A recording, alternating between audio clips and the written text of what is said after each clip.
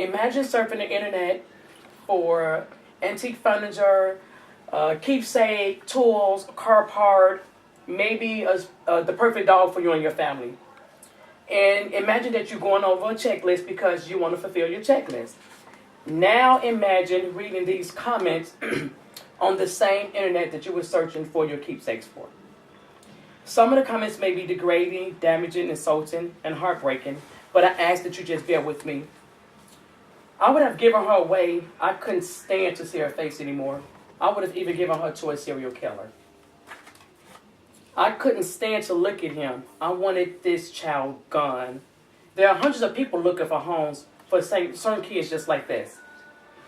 I agree it's wrong to abuse, but we don't abuse them. There's a difference. We just have to raise them to think that it's okay, and we have to raise them not to tell anyone. Can you guys imagine what we're talking about? Mm-hmm. Yes. These are posts documented by a Reuters investigator, Samantha Janston.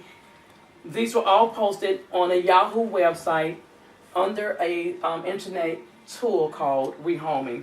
So there's this thing called rehoming when a parent has adopted a child or children, and once they get tired of or they no longer want the children, they rehome them. So they can go on the internet, they'll find some people, and they'll just put an ad out. And an example, I have an 8-year-old son. I'm tired of looking at him. Do anybody want this kid? If someone says yes, they arrange a meeting place. They go and they swap the kid. There's no legislation involved there. Okay. There's a commissioner also, Jo Yang Chang. She's the commissioner for the United States of Health and Human Services. And she has stated that many children who have been adopted and rehomed, in most cases, are children who have witnessed abuse, are suspect to abuse, and they're able to tell what's happened to them. So the parents in charge or the authority figures or the guardians, because they don't want to be exposed, that's when they rehome the children. So they classify these kids as kids that have behavior problems or attachment issues, and they often say that they're violent to their biological children, but reports have shown that it's a case of not exposing the parents. So that brings a next case that in order for us to take back the love and care of our children, we have to put laws in place. There has to be a legislation in place. There's one well-known case that happened in 2012, and it was from one Justin Harris, who was a House of Representatives for Arkansas. He actually gave 2 of his daughters away through rehoming to a man that he knew. The daughters were 2 and 5. He gave the daughters away because he had biological daughters of his own, and again, he felt like they were a threat to his biological children. He thought that what they had went through would soon affect his children. So he knew of a man that worked with him for years. So he thought the kids would be safe. He gave the children to this friend of his, and the man eventually sexually assaulted both of the children. A mother of a 9-year-old in a similar case, it's also a well-known case. She put an ad on the internet to get rid of her 9-year-old son. She gave her son to a pedophile. They swapped the kid out in a motel parking lot in Milwaukee, Wisconsin. That was a Reuters investigation by Megan Towie just 2 months ago. In many cases, the parents fear going to the proper authorities. They fear making a report. They fear taking the child to the safe haven like the police department, the hospital, or a police station because they fear that they'll be charged with abandonment. Because in most cases, there have been instances where the parent was charged with abandonment. Because if I understand it correctly, if you take a child to a safe haven, you can leave the child there.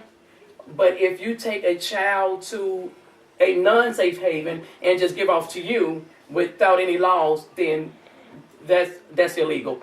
Also, there's a law that's been in place now because if there's going to be a transfer with children from state to state, authorities on both sides have to be notified. Paperwork has to be exchanged, and that's how it needs to be done.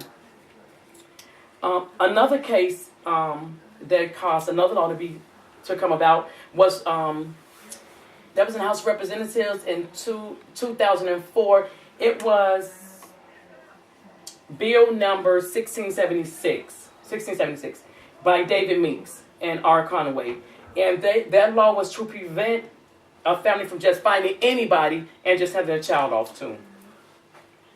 So there have been a potential safeguard in place. It's called the ICPC Compact. It's the International Interstate Compact Placement for Children. And it's the same thing I was just telling you. It's a protection barrier when a child is being transferred from one state to another state.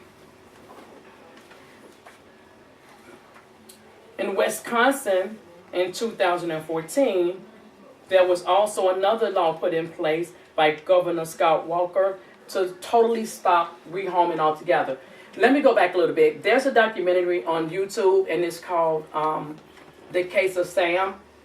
And that was just documented about 3 months ago. Now, what she was saying in that case, Allison Thompson, what she was saying in that case was that back in the days, like many years ago, rehoming used to be legal. It was something like a safe haven for, how can I explain it? It was like a safe haven for if you adopted a child and then the child really had some really serious mental issues or behavior issues, whatever, and you could go through this program and they would go ahead and rehome the kids for you. But now, because so many people were doing it without any governmental legislation involved, it made it more on the illegal side. So this is something that was actually legal before, but now it's considered an underground / black market type of things going on. So in closing, after review of everything I've said, and now you know the problems, I've shared with you some causes. I've also shared some solutions related to child rehoming. We find that many kids have been lost in the system. So let me say this before I actually close. If you ever go to the store and you look on the back of milk cartons, or you walk into Walmart and you see all of the missing children on the front, you all seen that, right? Okay. Now, there was also a case, it was just so much information, I couldn't put it all in here together, but there was also a case, and they actually interviewed the postings of those, because a lot of these kids that came up missing, it was also found and documented that most of them kids were victims of rehoming. So when these kids come up missing in the news, the media, everybody's involved, the question is, are the children really missing, or have they been rehomed? Because if they're missing from your street and they just go missing, think about the cases where kids have come up missing. You ever hear about the case about Diamond and Tianda Bradshaw? A few years ago, 2 little girls came up missing. After about a good week or so, they never talked about the kids anymore. So now it's like, are they really missing, or are they just rehomed? Because there's no way to track these children because of the government's involvement in it. There's no way to track them. It's way too many children. The case is way too big. So it's just no way to track all of them. That's why they put the laws in place. So again, in closing, now that I told you about the causes, the problems, the solutions, and the laws that's been put in place. Only thing I could really say about the whole rehoming thing is it should bring awareness to a lot of people about adopting children, especially children from out of the states, kids that you don't know.